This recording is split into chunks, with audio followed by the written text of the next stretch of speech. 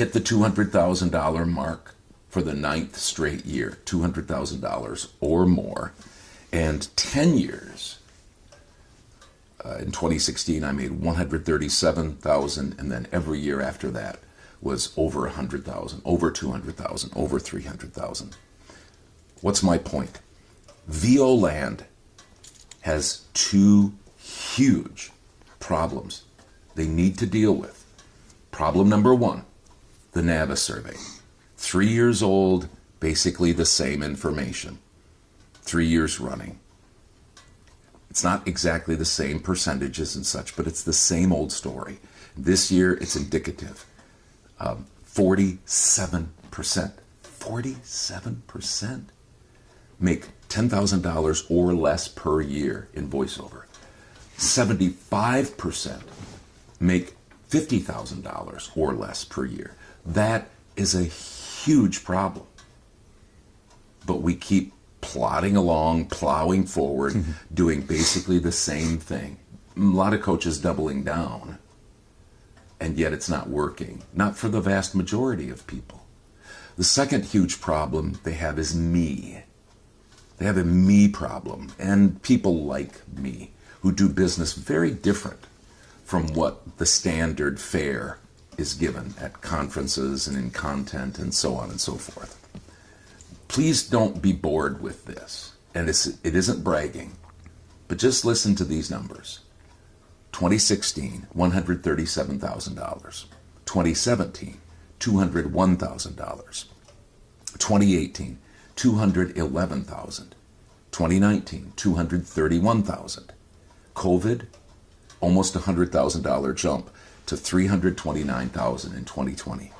2021, $319,000. 2022, $331,000. 2023, $307,000. And then as I was approaching 65, the age, I said, I'm going to slow down. I'm going to shoot for 250 last year. And I made 269. This year, I said, slow down more. 150 I was shooting for. And now I've hit $200,000. That's $2,535,000 in 10 years. Divide that by 10 years and you get an average of $253,500 per year over 10 years. That is consistency. It's consistent success. This is a huge teachable moment, and hopefully you understand that. I have done business the same way since 2011, 2012, my first full year. So, what has my business model been? 7 things. But before I do that, just let me tell you that if the industry leaders saw these 7 things that I'm going to talk about and how I do business in real time back in 2012, 2015, 2017, they would be saying things like this. Just so you know, Todd, patting me on the head, you're doing voiceover business all the wrong way. Or you can't run a VO business that way, not and be successful. Oh, you can carve out a little money here and there, but you aren't going to make much money, not consistently. And you can't be full-time and do it that way. You just can't. How have I done voiceover that's so very, very different from the experts in voiceover? 7 things. First one, website. And I'm going in order, I think, in my mind, of least important to most important. Website. No functioning website for about 6 years. Not the first 6 years, but all of the 6 years up until this last June. $1,786,000 with no functioning website. $1,786,000 during that time. Yes, I think that a website is a good idea for everybody. Yes, I do. But only as a landing page for your demos and to say to the world, I'm in the game to stay. I'm a professional. That's all I use my website for. I don't try to optimize it. I don't try to have it be a store whatever. I don't do that because I just think for me, that's been a waste of time. I need to spend time marketing in a different way and drive them, of course, to my website. Maybe. Most of the time I haven't because I haven't had a website. So how do you account for $1,786,000 without a functioning website? People would say, impossible. It's been done. Second, social media. I have done Facebook somewhat and LinkedIn. I have a profile there and I try to do as much as possible, but I do not what I say, play the game, which it's fine if you play the game and it works. That's fine. Some people do, I guess, but I don't play the game where I get on, make a connection, and then start to just be on LinkedIn all the time, watching their stuff and making little comments off to the side and trying to build a relationship with somebody there. So that eventually, 6 months, a year, year and a half, we can start to talk about voiceover. I just haven't approached voiceover there. I approach voiceover in general, just like I approach direct email marketing, which is I have an email address and I'm a voiceover talent. You have an email address and you're a video production company. Hey, let's get together and have me work for you. That's as simple as it is. I just do the ask. I have a presence on social media just to add professionalism, but way, way, way too many people out there are wasting time on this, especially marketing to peers. And then lastly, Fiverr. The F word, Fiverr. $792.38 to date. I looked at it this morning, since March of 2016. $632,792.38. Divided by 9.5 years, which is how long I've been on there. An average per year on Fiverr, remember now, according to NAVA, 75% make $50,000 or less per year in voiceover altogether. My average over each year, $66,609.72. $66,609.72. Last statement about this. Somebody says, yeah, but you got on Fiverr right when it was great, or you're one of the top, so you get this. On and on and on. Excuse after excuse after excuse. Why do I call it an excuse? Because my work on Fiverr is not Fiverr-centric. It comes from my overall foundational mindset, which is businesses exist to make money. I am in business and open for business. And so I want to make as much money as possible any way I can. Fiverr is just a fleshing out of that. Maybe I have more success than somebody else who's starting now. Maybe it's because they haven't worked Fiverr like I've worked Fiverr. Whatever. It doesn't really matter. The bottom line is you can have that same attitude for Upwork. You can have that same attitude that you have on Voice123 where, well, I'm not going to audition for anything under $250. Okay, you don't have a, quote, Fiverr attitude. You don't have a businesses exist to make money. I'm in business and open for business, and so I fill up my day with projects. Fill it up as much as I can. I don't care if they're $50. I don't care if they're $500. Sure, I'll take a $15,000 payday. Of course, why not? Would I like those? I so very rarely get them. I think one time I've gotten it in 16 years. The point being, these things separate me from the broad path of the coaches, conference presenters, and content creators that are out there, and they're paraded out all of the time to say, this is how you do voiceover. I've done it just the opposite, basically, and had this kind of success. And so VO Land has to do something with NAVA, which they haven't, and they have to do something with me and people that are like me, which as far as I know, they haven't.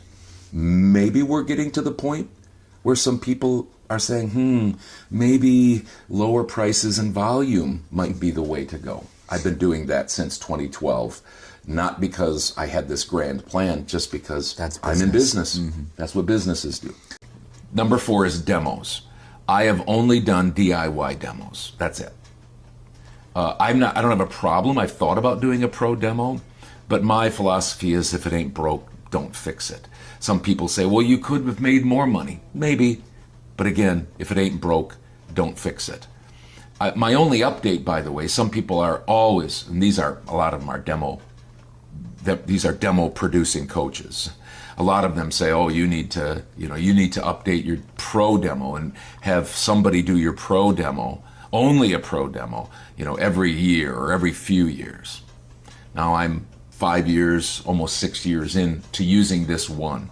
And I'm not suggesting that you do that. That's not my point. I'm just telling you, this is how I've done my business, and this is my success story.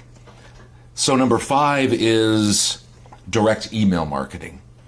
Some people have patronized me, not personally, but the way I do direct email marketing with you just spray it out there and then pray it. Spray it and pray it. Spray and pray. Spray and pray, yeah.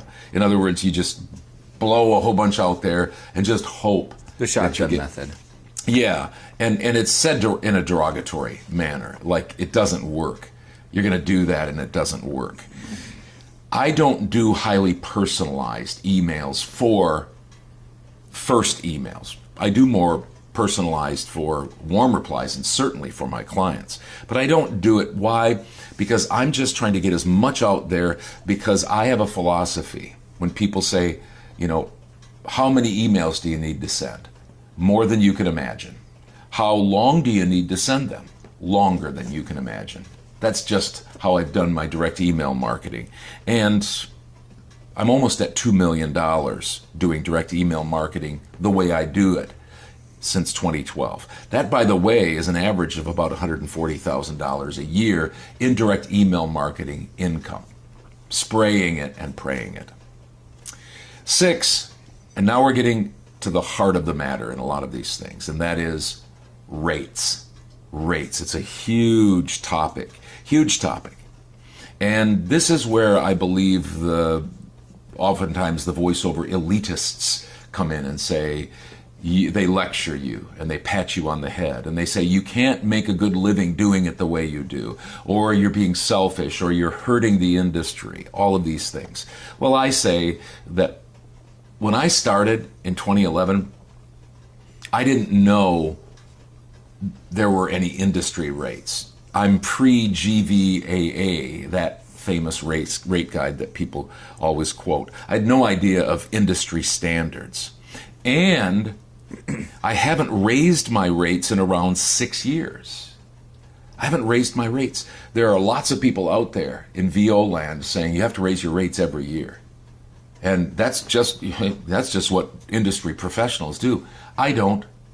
I just know that with COVID and all these different things, that it's been hard for everybody. And it's still hard. Finances are hard for everybody. So guess what?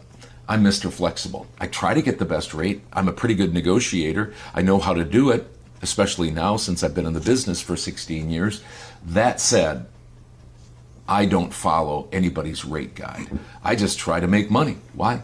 Because I'm in business. And I've made almost, I've made, $1,786,000 in those 6 years doing it that way. So, lastly, coaching. Coaching is just something that everybody assumes you have to do from start to finish in your career. Coaches have coaches, and those coaches have other coaches, and coaches have, business coaches have marketing coaches, and marketing coaches have performance coaches, and I'm fine with that. I'm not anti-coach. As I've said so many times, I'm anti just running down the path of, they told me I have to coach, and so I'm just going to coach, and I'm going to do multiple coaches per year. I just have to say, is it making you money? Are the things you're doing, whatever it is, going to conferences, coaching, doing DIY as opposed to pro, whatever, are you making money? Because if you're in business, Your job is to make money. And so I just want to know, is your coaching helping you make money? For me, in 16 years, less than $500 purchased in coaching. Less than $500. And no paid one-on-one coaching. No paid one-on-one coaching. That is anathema. That's blasphemous in today's world. And I won't go into all the details. You can watch more of these videos to hear why I think what I think about coaching. But all I want, instead of people rushing headlong into coaching of any kind, is to just simply put your hand to your chin, stop, be calm, and think. How is this going to help me make money? Or when you're done, did this help me make money?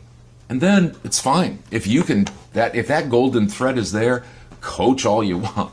Get the coaching you need. And I think there are times when perhaps you do need to do some coaching. One is at the beginning, especially if you have no idea what you're doing. Yeah, you're probably going to need somebody to point the way. But be careful, be aware of free coaching, because nothing is ever free, because everybody has biases. And the biggest bias out there is a path that's opposite of how I do things. So just be careful as you choose coaches.